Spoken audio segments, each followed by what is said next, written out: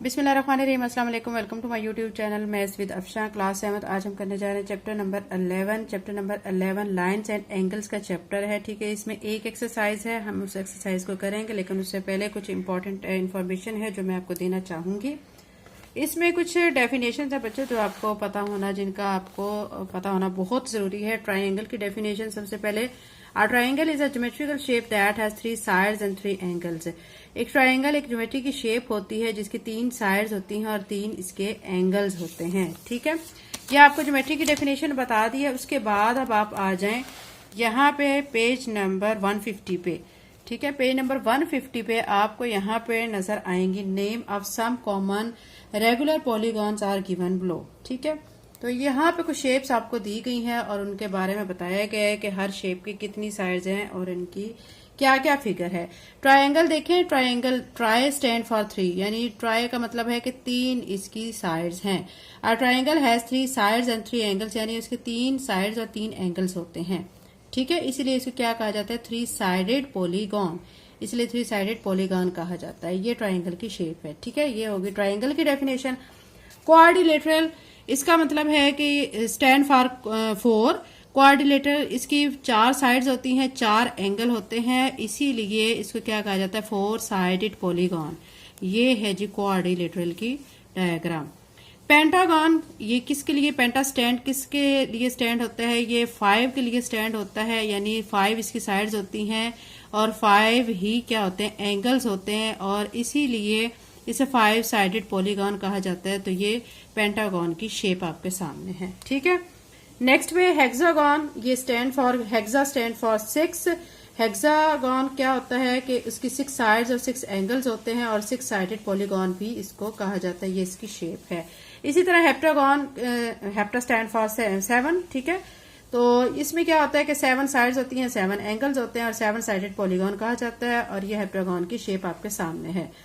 Octagon, octa stand for 8, यानी इसमें octa का मतलब क्या है कि इसका मतलब है कि 8 के लिए वर्ड यूज होता है, और इसमें 8 साइड्स होती हैं, 8 एंगल्स होते हैं और 8 साइडेड पॉलीगॉन इसको कहा जाता है। यहाँ पे आप इसकी साइड्स देख सकते हैं, इसकी 8 साइड्स हैं।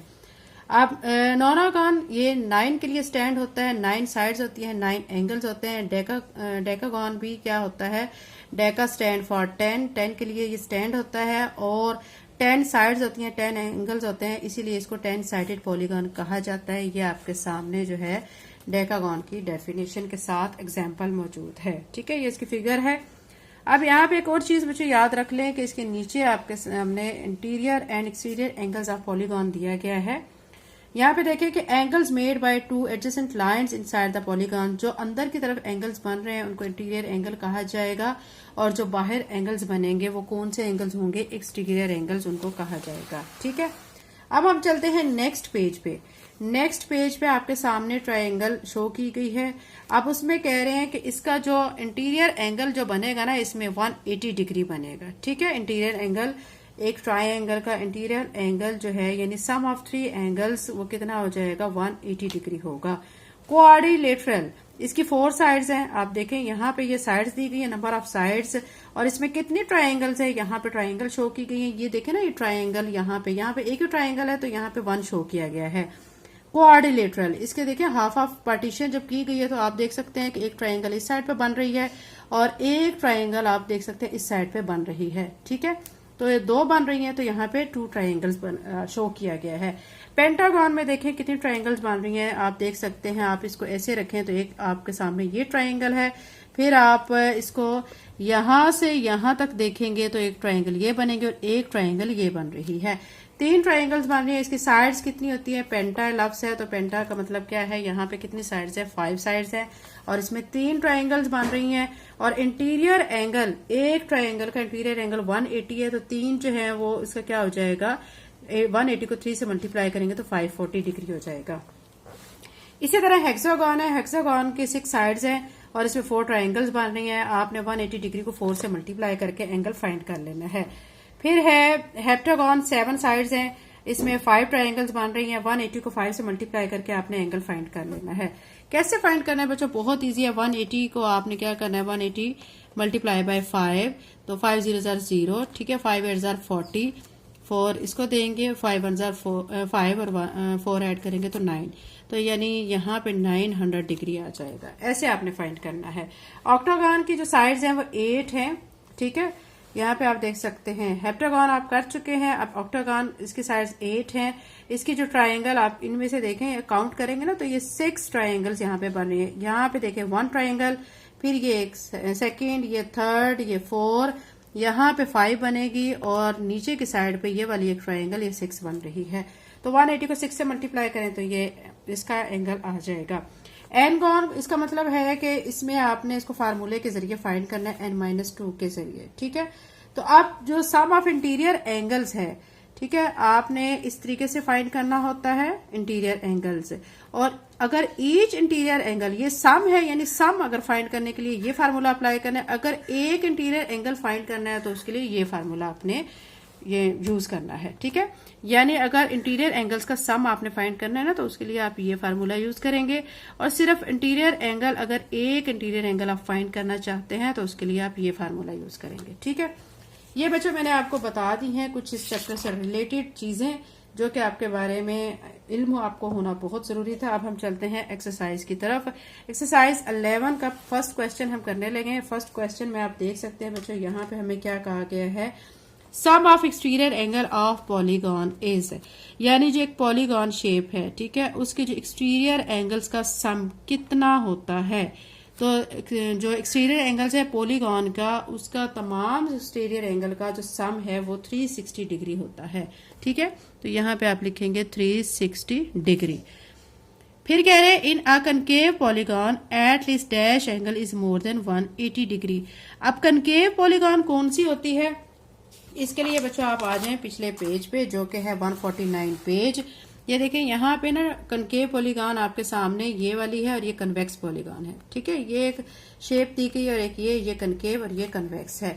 तो वो आपसे ये कह रहे हैं कि इन कनकेव पॉलीगॉन, यानी कनकेव पॉलीगॉन में जो eight least dash angle is more then, यानी कितने एंगल्स हैं जो कि 180 से अबव होने चाहिए, तो 1 एंगल होता है, ठीक है। यहाँ पे क्या लिखेंगे 1। Sum of interior angles of any quadrilateral is, यानी क्वाड्रिलेटरल शेप है उसका सम आपने करना है इंटीरियर एंगल्स का, तो वो किसके इक्वल आता है, 360 डिग्री के इक्वल आता है। ये आप देख भी चुके हैं। हम वापस पिछले पेज पे चलते हैं ताकि आपके जहन में कॉन्सेप्ट क्लियर हो जाए। ये देखिए क्वाड्रिलेटरल शेप है, तो वो देखें सम ऑफ इंटीरियर एंगल्स कहा गया है, तो ये देखें इसका सम कितना आ रहा है, 360 डिग्री आ रहा है, ठीक है। तो नेक्स्ट पे हम चलते हैं।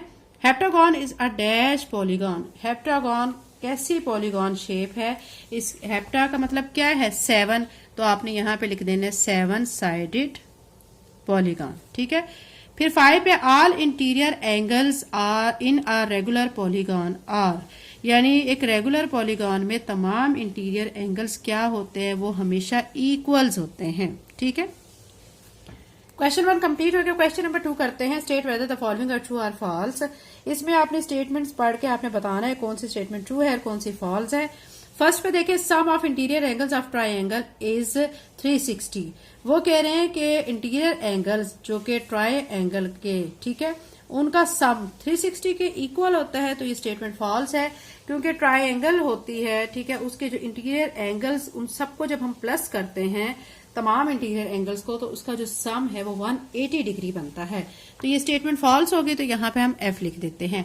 सेकंड पे exterior angle of triangle is the sum of any two opposite interior angle.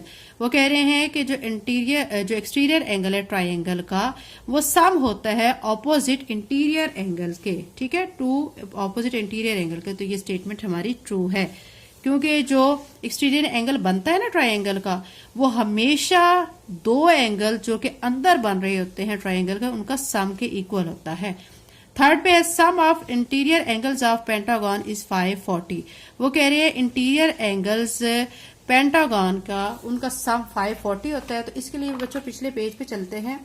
तो ये हमारी पेंटागन शेप है। देखें सम ऑफ इंटीरियर एंगल्स आप ऊपर देख सकते हैं, ये सम ऑफ इंटीरियर एंगल्स लिखा हुआ है, तो किसके इक्वल आ रहा है, 540 के इक्वल आ रहा है। तो वो भी यही कह रहे हैं कि पेंटागन के जो इंटीरियर एंगल्स का सम 540 डिग्री होता है। तो स्टेटमेंट ठीक है क्योंकि वो सही कह रहे हैं। अब नेक्स्ट पे देखें, if each exterior angle of polygon is 20 then it is a 18 sided polygon. वो कह रहे हैं कि अगर पॉलीगॉन का एक साइड, ठीक है, उधर जो एंगल बन रहा है, एक्सटीरियर एंगल जो बन रहा है वो 20 डिग्री का है, तो फिर हम 18 साइडेड पॉलीगॉन इसको कहेंगे।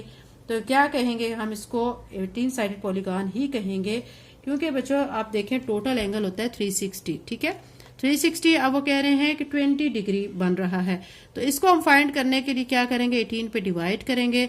18 1 जार 18, 18 2 जार 36, साथ में 0 आ जाएगा। देखिए 20 डिग्री बन रहा है, ठीक है। यानी 18 साइडेड पॉलीगॉन का जो एक एंगल, जो एक्सटीरियर एंगल है, वो कितने का बनेगा? 20 डिग्री का। तो ये स्टेटमेंट ठीक है, वो सही कह रहे हैं। 5 पे देखें, इसमें कहा गया each interior angle of octagon is 130 degree. कह रहे हैं कि जो हर ऑक्टागन का जो इंटीरियर एंगल है, हर इंटीरियर एंगल वो 130 डिग्री होता है। तो ये स्टेटमेंट फॉल्स है, ठीक है। इसको बच्चों सॉल्व करके हम चेक कर लेते हैं। मैंने आपको 2 फार्मूले आपको बताए थे, आप देखें यहाँ पे मैंने आपको 2 फार्मूले बताए थे, ठीक है। तो ये जो फार्मूला गिवन है, यहाँ पे इस फार्मूले में हम वैल्यू पुट करेंगे। देखिए n-2 multiply by 180 degree divided by n। तो यहाँ पे चूंकि हमें यहाँ क्या दिया गया है, यहाँ पे आप देख सकते हैं 130 डिग्री वो कह रहे हैं कि इक्वल है, ठीक है। और कौन सी शेप है? ऑक्टागन। ऑक्टागन की जिसकी कितनी साइड्स होती हैं? 8 साइड्स होती हैं। अब मैं क्या करूंगी, ये जो फार्मूला गिवन है ना, ठीक है, इसके अंदर n की जगह पे मैं 18 पुट करूंगी, ठीक है। यहाँ पे 8 पुट करूंगी क्योंकि ऑक्टागन शेप है। तो 8 पुट किया, -2, ठीक है, multiply by 180 degree divided by n की जगह पे भी क्या लिख देंगे हम? 8 लिख देंगे, ठीक है। ये चीज ब्रैकेट में है। अब क्या होगा, 8 में से 2 माइनस करेंगे तो 6 आ जाएगा, multiply by 180 degree divided by 8। अब हम इसकी कटिंग कर लेते हैं। इसको हम 6 के टेबल में भी रिड्यूस कर सकते हैं, और बल्कि हम इसको 2 के टेबल में कर लेते हैं। 2 4 जार 8, 2 9 जार 18, 0। फिर क्या करेंगे? 2 के टेबल में करेंगे। 2 2 जार 4, 2 4 जार 8, 2 5 जार 10। अब ये 2 के टेबल में हो जाएगा। 2 1 जार 2, 2 3 जार 6। क्या बचा है हमारे पास? 3 मल्टीप्लाई बाय 45 डिग्री। 45 को हम अगर 3 से मल्टीप्लाई करते हैं, 5 3 जार 15, 1 इधर देंगे, 3 4 जार 12 और 1 13, 135 डिग्री बनता है, ठीक है। तो हमारा सॉल्व करने के बाद आंसर 135 डिग्री आ रहा है, और वो ये कह रहे हैं कि each interior angle of octagon is 130 degree, ठीक है। तो ये स्टेटमेंट चूंकि अब देखें, हमने अभी सॉल्व करके देखा है कि हमारा एंगल जो फाइनली बन रहा है ना, वो 130 डिग्री नहीं 135 डिग्री बन रहा है, ठीक है। तो ये स्टेटमेंट फिर क्या हो जाएगी? फॉल्स हो जाएगी। तो हम यहाँ पे F लिख देते हैं। ये क्वेश्चन नंबर 2 कंप्लीट हो गया। क्वेश्चन नंबर 3 करते हैं, find the value of x। आपको 3 शेप्स गिवन है, इनमें आपने x की वैल्यू फाइंड करनी है, ठीक है। आपको 3 ट्राइंगल्स गिवन है, ठीक है। यहाँ पे देखें, आप ये पढ़ चुके हैं कि जो इंटीरियर एंगल जो होते हैं ना एक ट्राइंगल का, उनका जो सम है वो हमेशा 180 डिग्री के इक्वल होता है। 2 एंगल्स आपके पास है, ठीक है, तीसरा एंगल आपने फाइंड करना है। यहाँ पे भी 2 एंगल्स गिवन है, तीसरा एंगल आपने फाइंड करना है। यहाँ पे भी 2 एंगल्स गिवन है, ये और ये। इसको आप ये ना सोचें कि ये तो कुछ भी नहीं लिखा हुआ है। जब इस तरह का एंगल होता है, राइट एंगल होता है ये वाला, ठीक है, राइट एंगल, तो ये 90 डिग्री के इक्वल होता है। तो ये 2 एंगल्स गिवन है और थर्ड एंगल आपने क्या करना है? फाइंड करना है। तो हम इसको फाइंड कर लेते हैं। बहुत इजी क्वेश्चन है। तो फर्स्ट वाला पार्ट हम इसको सॉल्व करते हैं। यहाँ पे देखिए बच्चों, ये फिगर है, ठीक है, ये हमें शेप दी गई है। तो हमने क्या करना है कि यहाँ पे इनको पहले नंबरिंग दे लेंगे, नेमिंग दे लेंगे। इसको मैं कह लेती हूँ कि ये वाला जो पार्ट है, ठीक है, ये इसको हम A से रिप्रेजेंट कर लेते हैं, इसको B से रिप्रेजेंट कर लेते हैं और इसको C से रिप्रेजेंट कर लेते हैं, ठीक है। ये रिप्रेजेंट करने के बाद अब हम क्या करेंगे? सोल्यूशन कर लेते हैं। 2 एंगल्स हमारे पास हैं और थर्ड एंगल हमने क्या करना है? फाइंड करना है। तो इसके लिए हम क्या करेंगे? हमने लिखना है, हम कंसीडर कर लेते हैं कि ये जो x है इसको हम c के इक्वल कंसीडर कर लेते हैं। Consider x is equal to c, इसको c के इक्वल कंसीडर कर लेते हैं, ठीक है। तो फिर अब हम क्या करेंगे? हम तीनों एंगल्स का सम करेंगे। Measurement angle A plus measurement angle B plus measurement angle C is equal to 180 degree, ठीक है। यानी तीनों एंगल्स का सम जो है 180 डिग्री के इक्वल आता है। अब 2 एंगल्स हमारे पास गिवन है, ठीक है। A पे हमें गिवन है 45 डिग्री, तो हम यहाँ पे लिख लेंगे 45 degree plus measurement angle B, वो हमें 58 डिग्री गिवन है, तो यहाँ पे लिखेंगे 58 degree plus measurement angle C, ये हमने फाइंड करना है, तो इसको ऐसे ही लिखेंगे और यहाँ पे 180 डिग्री लिख देंगे। ठीक है, अब हम क्या करेंगे कि इन दोनों को करेंगे ऐड। 45 डिग्री में 58 डिग्री को जब ऐड करेंगे तो ये बनेगा 103 degree plus measurement angle C is equal to 180 degree. अब हमने मेजरमेंट एंगल सी फाइंड करना है जो कि हमारा किसके इक्वल है, एक्स के इक्वल है। तो अब हम पहले तो लिख लेते हैं 103 डिग्री प्लस इसकी जगह पे अब क्या लिख लेते हैं, एक्स लिख लेते हैं, क्योंकि हमने ये कंसीडर किया था ना, ऊपर देख सकते हैं आप, एक्स जो है वो सी के इक्वल कंसीडर किया था हमने। तो एक्स लिख लिया, वापस मैंने एक्स लिख लिया है, तो अब यहाँ पे 180 डिग्री ऐसे लिखेंगे। एक्स हमने फाइंड करना है, एक्स को यहीं पे रहने देंगे और 103 डिग्री इसके साथ है तो इसको इक्वल के दूसरी तरफ लेके जाएंगे, क्योंकि प्लस में है तो दूसरी तरफ जाके ये माइनस में हो जाएगा, माइनस 103 डिग्री हो जाएगा। अब आपने क्या करना है, 180 डिग्री में से 103 को माइनस करना है, तो ये आ जाएगा 77 डिग्री। ठीक है, तो ये हमारा जो एंगल हमने अननोन एंगल था ये हमने फाइंड करना था, जो कि हम फाइंड कर चुके हैं। अब हमारा जो 77 डिग्री आया है ना, ठीक है, वो आप यहाँ पे लिख सकते हैं या आप जस्ट स्टॉप भी कर सकते हैं। तो ये हमारा फर्स्ट पार्ट हो चुका है। इसी तरह हम इसका सेकंड और थर्ड पार्ट कर लेते हैं। आपके सामने यहाँ पे स्क्रीन पे इसका सेकंड पार्ट नजर आ रहा है। ठीक है, ये दो एंगल हमारे पास गिवन है, थर्ड एंगल हमने फाइंड करना है। तो हम इसी तरह करेंगे कि हम इसको कंसीडर कर लेते हैं एक्स को मेजरमेंट एंगल सी के इक्वल। तो तीनों एंगल्स का सम हम कर लेते हैं, measurement angle A plus measurement angle B plus measurement angle C is equal to 180 degree.